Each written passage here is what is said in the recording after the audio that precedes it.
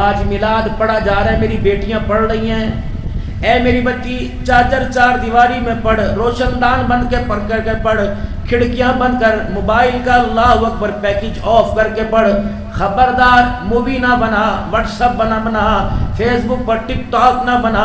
اللہ کی قسم جس کا میلاد پڑھ رہی ہے اس کملی والے نے ان ساری چیزوں کو حرام قرار دیا ہے۔ بابو جی موبائل میرے پاس بھی مہنگے سے مہنگا، اللہ کا شکر ہے میرے پاس موبائل ہے، لیکن جب میں موبائل کی فیس بک یا ٹک ٹاک کھولتا ہوں تو اتنے بڑے اشتہار آتے ہیں، اوپر کیا لکھا ہوتا ہے؟ آقا دی محفل غریباں دے ویڑے، نیچے میرے عزیز و غریب نظر آتا ہے، 5-5 10-10 ہزار بیوٹی پارلر میں دے کر جو اپنے چہرے کا میک اپ بنائے، بتاؤ اس کو آقا کی عائشہ کا حیا کہاں سے آئے گا؟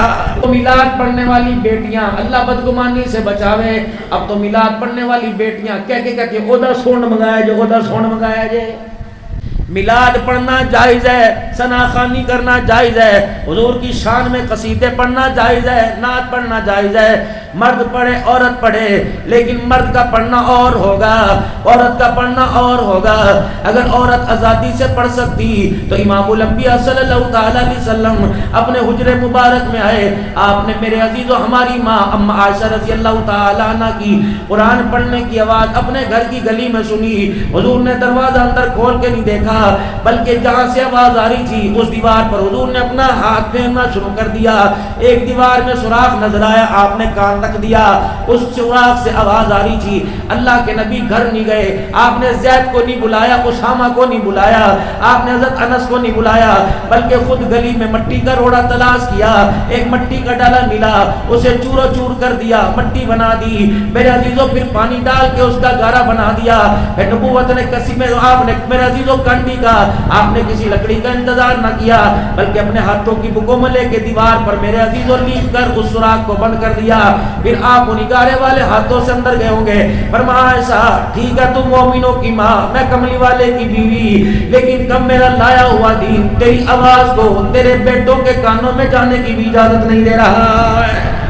بے شک تیرا قرآن آسمان سے جبرائیل سنے، بے شک تیرے تلاوت میکائیل سنے، لیکن گلی میں تیرا بھائی کیوں نہ ہو، گلی میں تیرا بھتیجا کیوں نہ ہو، تیرا پڑوسی کیوں نہ ہو، تیرا محلے دار کیوں نہ ہو، اے عائشہ حفصہ کا بھائی کیوں نہ ہو، حفصہ کا ابا عمر کیوں نہ ہو، تیرے لیے غیر محرم ہے، ام حبیبہ کا بھائی معاویہ کیوں نہ ہو، ام حبیبہ کا ابا ابو سفیان کیوں نہ ہو۔ خبردار عائشہ اپنی تلاوت کی آواز نیچی کر دے، میری پگڑی کی غیرت تیری اونچی آواز سے تلاوت کرنے کی اجازت نہیں دے رہی ہے۔ بہن کمرے کے اندر بیٹھی ہو، سنو نبی کی سیرت، بہن کمرے کے اندر بیٹھی ہو، اللہ اکبر، اور میرے عزیزو بہن کمرے میں ہے، بیٹی کمرے میں، خبردار جب تک اجازت نہ لے بے دھڑکنا اندر جا۔ اگر یہ جائز ہوتا، نبی سے بڑا غیرت والا کون تھا، نبی سے بڑا حیا والا کون تھا، نبی سے بڑا شرم دکھانے والا کون تھا؟ دروازہ بجا رہا جا رہا ہے، من دق الباب، کون دروازے پر؟ بیٹی تیرا ابا محمد الرسول اللہ صلی اللہ تعالی علیہ وسلم دروازے پہ کھڑا، اب اندر سے بیٹی کیا پوچھ رہی ہے؟ ابا جی اگر اکیلے ہو تو اندر آ جاؤ، اگر آپ کے ساتھ کچھ کوئی اور ہے آپ اندر نہ آنا۔ آپ نے فرمایا بیٹی کیا بات ہے؟ کہ ابا جی کیا بتلاؤں، گھر میں اتنی تنگی ہے، آج تیری بیٹی کے پاس اتنا کپڑا کوئی نہیں کہ اس سے پورا پردہ کر سکے۔ بعض علماء اکرام نے فرمایا آج تیری بیٹی کے پاس اتنا کپڑا نہیں کہ پورا بدن لپیٹ سکے۔ حضور نے اپنی نبوت والی کملی والی چادر اپنے کندھے سے اتار کے اندر کر دی، تب سیدہ فاطمہ نے اپنے جسم پہ لپیٹا۔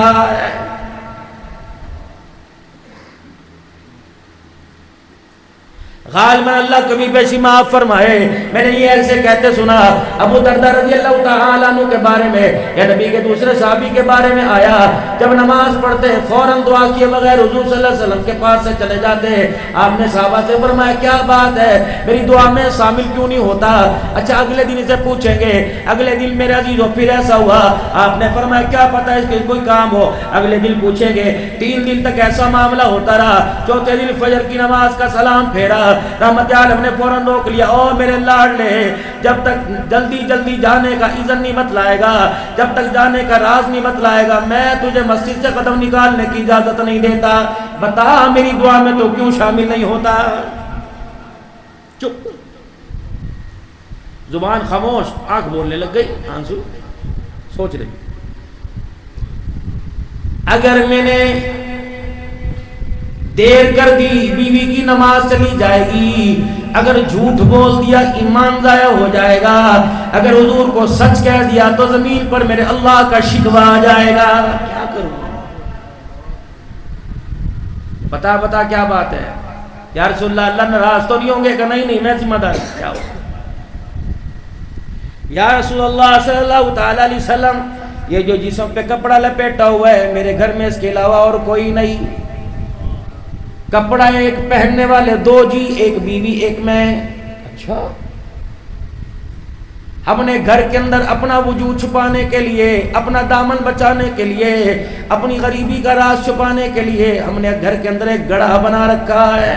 جب نماز کا وقت ہوتا ہے بیوی گڑھے میں اتر جاتی ہے، یہ چادر مجھے دیتی ہے، میں آ کے نماز پڑھتا ہوں، جب میں پڑھ کے بھاگ کے جاتا ہوں میں گڑھے میں بیٹھ جاتا ہوں، میری بیوی چادر لیتی ہے، اللہ کا حکم ادا کرتی ہے۔ اور کسی کی مجبوری پہ باپ روئے گا، یار روئے گا، علاقے کا کونسلر روئے گا، ایم پی ایم این اے روئے گا، کتنے مقدروں والے صحابہ تمہاری پریشانیوں پہ آمنہ کا لال رو رہا ہے۔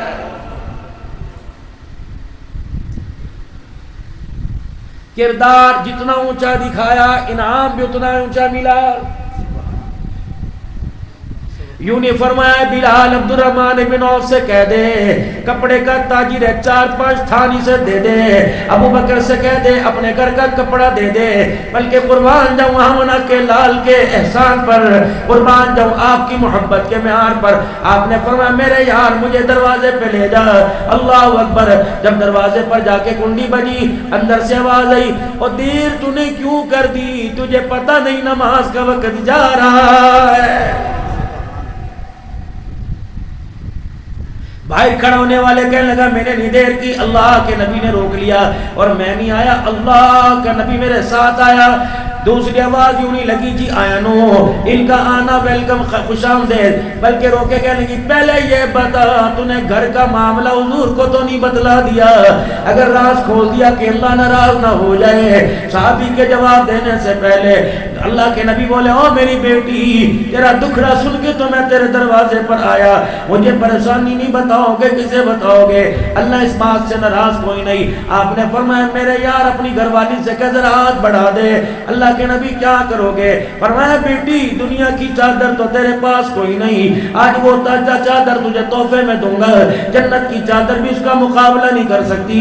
عرض کرنے لگی یا رسول اللہ کون سی چادر دے رہے ہو؟ فرمایا جو کملی میرے کندھے پہ ہوتی ہے، جس کملی کو اللہ قسمیں اٹھاتا ہے، یہ آج میرے سے تحفے میں لے لے، اپنے وجود پہ اوڑھا کر چادر میری ہوگی، وجود تیرا عبادت خدا کی ہوگی۔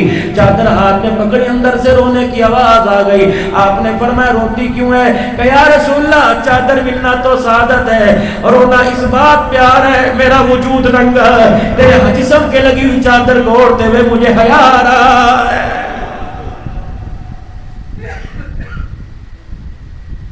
دوپٹے اتارنے والی ہو تم نے باپ کی پگڑی کی حیا کیوں نہیں کی؟ باپ کے سر پہ ٹوپی، باپ کے ہاتھ میں تسبیح، اور بیٹی نیم بنانا بیٹھی ہوئی ہے، کس انداز سے کس منہ سے تعارف کرائے کہ میری بیٹی۔ بیٹا ہاتھ میں کڑے پہن کر، مونچھوں کو بروڑیاں دے کر، گریبان کھول کر حاجی عبدالحنان کے پاس آتا ہے۔ حاجی صاحب ہے کون ہے؟ میں کس منہ سے کراؤں، یہ میری نسل ہے، میرا خون ہے۔ او بھائیو اللہ کے واسطے 4 نبیوں نے رو رو کے اللہ سے اپنی اولاد کے لیے دعا کی۔ 4 نبیوں کی دعا قرآن میں آئی ہے۔ تم مال کے لیے، دکان کے لیے، کاروبار کے لیے روتے ہو، اپنی اولاد کے لیے اللہ کو رو کے دکھاؤ۔ بہت اولاد کا نقصان ہو گیا، کاروبار تو بچ گیا، مکان بچ گیا، اولاد کا بیڑا غرق ہو گیا۔ سیلاب آیا، مکان بچ گئے، دکانیں بہ گئی، کاروبار بچ گئے، زمین بہ گئی، بوری گندوں کی بچ گئی، لیکن بے حیائی کے سیلاب نے ہمارے گھر کی نسل کو ہی بیڑا غرق کر دیا۔ بے حیائی کا سیلاب آیا، ہماری نسلوں کو بہا کے لے گیا، نہ امی بچی، نہ بہن بچی، نہ میرے عزیزوں بیٹا بچا۔ اللہ اکبر، خدا کے واسطے ہاتھ جوڑ کے جا رہا ہوں، وہ لوگوں معاشرہ بعد میں بچانا، پہلے اپنے گھر کے افراد بچاؤ۔ گھر کے افراد بچ گئے، محلہ بچ جائے گا، محلہ بچ گیا شہر بچ جائے گا، شہر بچ گیا معاشرہ بچ جائے گا۔ پہلی وحی کے بعد پھر دوسری آئی، پھر نماز کا حکم آیا زمین پر۔ دو نمازوں کا حکم، ایک فجر ایک عشاء۔ جبرائیل علیہ السلام نے حضور کو نماز پڑھائی، ایسے پڑھتے ہیں۔ حضور علیہ السلام نے یوں نہیں کہا ابو بکر نماز پڑھ، یہ حکم آیا، آپ سیدھے گھر گئے اور خدیجہ الکبریٰ کو کہا خدیجہ نماز کا حکم آ گیا۔ سیدہ خدیجہ کہنے لگی کیا ہوتی ہے نماز؟ آپ نے وضو کروایا، پھر اپنے ساتھ نماز پڑھائی، فرمایا خدیجہ یہ ہوتی ہے نماز۔ اور میرے بھائیو، اگر تم تہجد گزار ہو، اپنے بچوں کو 5 وقت کی نماز کا کم از کم پابند تو بناؤ۔ اگر آپ 5 وقت کی نماز کے پابند ہو، اپنے بچوں کو جمعے کی نماز کے تو کم از کم لا کے کھڑا کرو۔ تم 1 پڑھو گے، اللہ 5 پڑھنے کی توفیق عطا فرمائے گا۔ تم 8 دن کے بعد پڑھاؤ گے، اللہ 8 دن پڑھانے کی توفیق عطا فرمائے گا۔ میں بھی میرے عزیزو اس وقت دامن پھیلا کے بیٹھوں، آپ بھی دامن پھیلا کے بیٹھیں اور اپنے رب سے آج میرے عزیزو منوا کے اٹھیں۔ اللہ مال تو دینے کا تیرا وعدہ، رزق بھی تیرا دینے کا وعدہ، یا اللہ ہر چیز تیرا دینے کا وعدہ، لیکن ہدایت میں طلبوں کو نہیں ملتی، ہدایت پر طلب کا وعدہ ہے۔ جو طلب کرے گا، جو دامن پھیلائے گا، جو ہاتھ اٹھائے گا، جو رو کے دکھائے گا، ہدایت کا چھینٹا اسی کے دروازے پر آئے گا۔ تو جو روئے ہیں، جنہوں نے رونے والی شکلیں بنائی، جو رونا چاہتے تھے کسی وجہ سے نہ رو سکے، اللہ آج سب کے خالی دامنوں کو ہدایت پر بھر دے، اور اللہ جن کو مل گئی ان کی استقامت عطا فرما دے۔ اللہ تو نے فصلوں کو تو بچا لیا، ہماری نسلوں کو بچا لے۔ اللہ تو نے ہمارے مال کو بچایا، اللہ ہمارے کردار کو بچا لے۔ سارا مجمع 3 مرتبہ اللہ سے اپنے گناہوں کی معافی مانگے، کہے یا اللہ میری توبہ، پھر کہو یا اللہ میری توبہ، پھر کہو یا اللہ میری توبہ۔ آخری بات، کھانا پینا سونا جاگنا اٹھنا بیٹھنا مکان دکان حضور کی کیسی تھی؟ یہ بات کی بات، حضور کے بالوں کا سٹائل کیسا تھا؟ عاشق ہے نا سارے، غلام ہے غلام ہے۔ کم از کم بیوٹی پارلر میں، کم از کم میرے عزیزو حمام میں سلون میں جاؤ، دنیا پوچھے کیسے بال کٹاؤں کا محمدی بال کا ہوگا، مینوں آندے کوئی نہیں کہ میں تینوں دساں۔ رحمت عالم صلی اللہ علیہ وسلم نے حکم فرمایا، آپ نے ارشاد فرمایا کہ داڑھی کے بال نیچے کو لاؤ، سر کے بال اوپر کی طرف لے کے جاؤ۔ پورا جہان آب کعبہ بگڑا پڑا، اوپر کو نہیں، سارے بال منہ پر پھینکے ہوئے، حضور نے منع فرمایا۔ 3 طریقے سے اللہ کے نبی کے بال تھے، تینوں طرف سے بال برابر ہوا کرتے، یا آپ گنج حلق مبارک وایا کرتے، یا آپ کی زلف مبارک کاننی کی لو تک یا یہاں تک کندھے تک آتی، یہ علماء کرام نے فرمایا۔ باقی کھبی سجی مانگ نکالو، یہ یہود و نصارہ کا طریقہ ہے، بیچ میں مانگ یا بال اوپر کی طرف کرو، یہ محمد مصطفیٰ کا طریقہ ہے۔ کم از کم کوشش کرو گے بالوں کو کب سے، کل سے کے اندر، آج سے ذرا اپنے سر سے ٹوپیاں اتار کے اپنے بالوں کو ایسے کر کے سیدھا کر لو، ایسے ختم جو آپ کی مانگ ہے اس کو ایسے سیدھا کر، ٹیڑھی میڑھی مانگ کر لو میرے بچے، یہ مانگ ایسے خراب کر سیدھا کر، یہ صحیح ہے۔ سبحان اللہ سبحان اللہ، آپ کو پتہ ہی نہیں چلا، آپ نے میرے عزیزو ایک سنت کو زندہ کیا، اللہ نے جتنے بیٹھے سب کے کھاتے میں ایک شہیدوں کا ثواب لکھ دیا۔ 2 کام اور کرنے ہیں، اپنے سر کے بال، اپنی داڑھی کے بالوں کو سیدھا سنت کے مطابق۔ دوسرا 2 کام اس کے علاوہ، رزق حلال اور 5 وقت کی نماز۔ ابتدا تم کر دو، بیڑے اللہ پار لگائے گا، کر دیں گے انشاءاللہ تعالی۔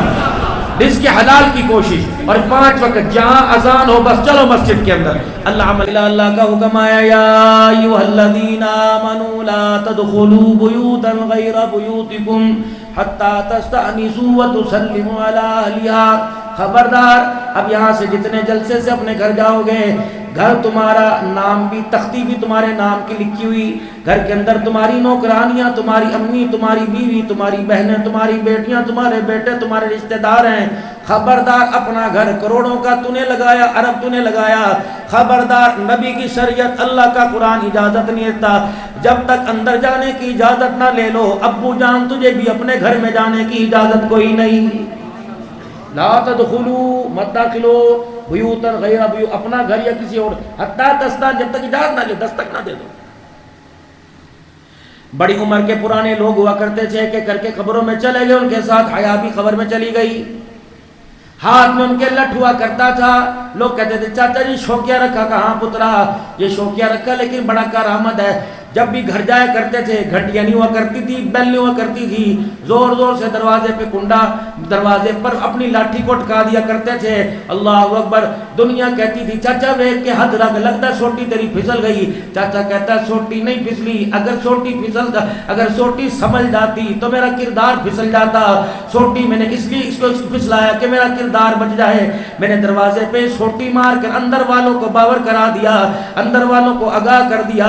ننگے سر والی بیٹیوں، سینہ کھولنے والی بہنوں، اپنے سینے پہ کپڑا ڈال لو، اپنا ننگا سر اور کپڑا ڈال لو، کیونکہ غیرت والی بیٹیوں کے سامنے غیرت والا باپ آ رہا ہے۔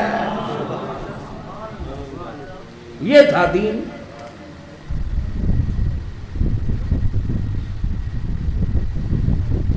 اتنا پاکیزہ اللہ نے ہمیں دین دیا تھا۔ آپ مجھے پتا ہے کچھ بریلوی مکتبہ فکر سے، کچھ اہل حدیث کی دیوبندی، پتہ نہیں ہر مسلک سے بیٹھے ہو، اگر آپ کوئی میرے عزیزو منہ ملاحظہ کروں، آپ کی خوشامد کروں تو اللہ کی لعنت کا مستحق ہو جاؤں گا، اگر حق بات کروں تو ناراض تو نہیں ہوگے؟ پکی بات ہے؟ زور سے پکی بات ہے؟